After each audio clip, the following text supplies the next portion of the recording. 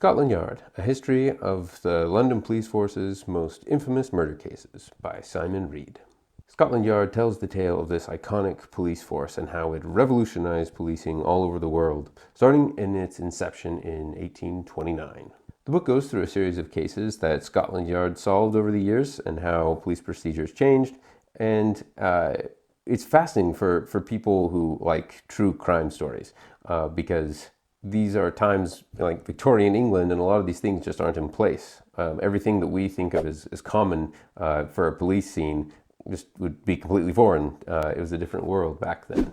It's hard to picture a world where there's a crime scene and the police aren't sectioning everything off and everyone's wearing gloves and dusting for fingerprints and doing blood tests and looking for little strands of hair everywhere. Like, that was all foreign, but that's part of what makes Scotland Yard so amazing. They're developing all these things.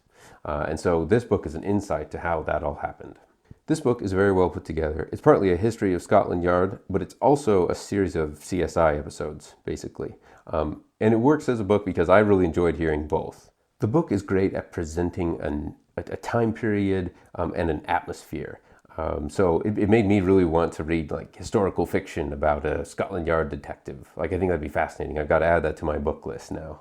There's something about the Victorian era that's very romanticized, especially as we look back on it now today.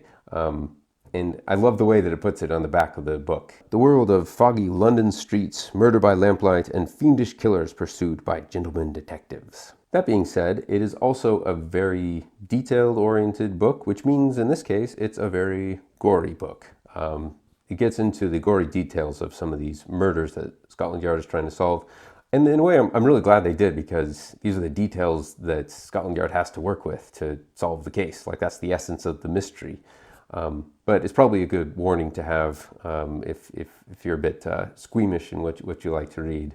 Be warned that it doesn't shy away from details. The book is also a great look at the Victorian culture, the class systems, the gender roles, how marriage is viewed, and of course, the death penalty, because apparently if you were caught murdering someone in this time period, you were hung.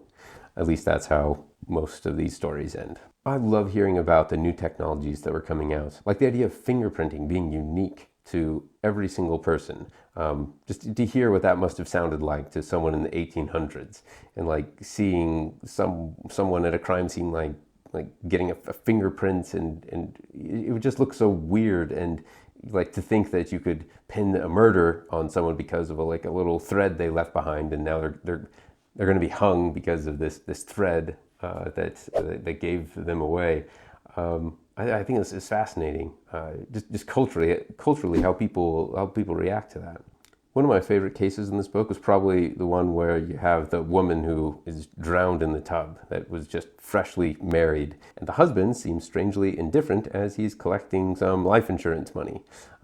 But the people at Scotland Yard figured out that there was another woman that also mysteriously drowned in a tub, and they connected them together, and they figured out that it was the same guy in both instances. And they were doing demonstrations in the courtroom of how someone could accidentally drown in a tub. Like, if the tub is 5 feet and you're 5.5 feet, how could you possibly drown? And so then they demonstrate it with a person. They lift up her legs, and it puts her head underwater, and she goes unconscious. And so they kind of put together that's probably how it happened. One last thing that I really liked about this book was the narrator. I know this is just a perk of listening to the audio version, but the narrator in the version I read had a Cockney accent, and it matched the tone of the book perfectly. And he was able even to switch to the American accents when that became part of the story.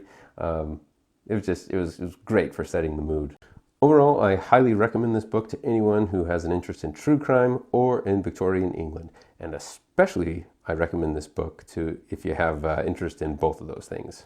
I'm going to give this book 4.5 stars.